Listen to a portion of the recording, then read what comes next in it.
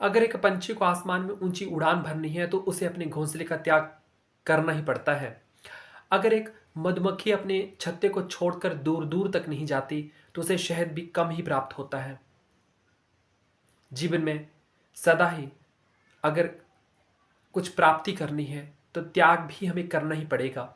और जिसके जीवन में जितना ज़्यादा त्याग होगा, बलिदान होगा, सर्वस्व स्वाहा करने की भावना होगी, अपना जीवन कुर्बान कर देने की प्रबल इच्छा होगी, इंटेंस डिजायर होगी, बर्निंग डिजायर होगी अपने लक्ष्य को प्राप्त करने की, तभी उस लक्ष्य को प्राप्त किया जा सकता है। और जीवन में सुख और आनंद प्राप्त करने का मंत्र भी यही है।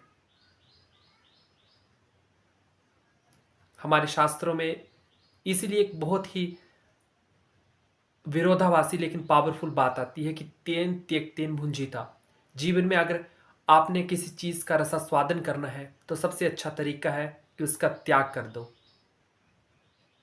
क्योंकि त्याग करने में ही सुख समाया हुआ है।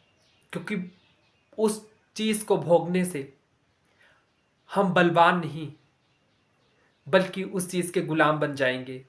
जैसे कि आपका आइसक्रीम खाने का मन है तो आप आइसक्रीम खा रहे हैं, तो खाते खाते खाते अब आप उसको गुलाम हो जाएंगे, उस चीज के उस स्वाद के गुलाम हो जाएंगे। और असल में हम उसको नहीं खा रहे, वो हमको खाने लगता है। इसलिए कहा गया है भोगा न भुगता वय में भुगता। हमने भोगों को नहीं भोगा, भोगों ने हमें ही भोग लिया।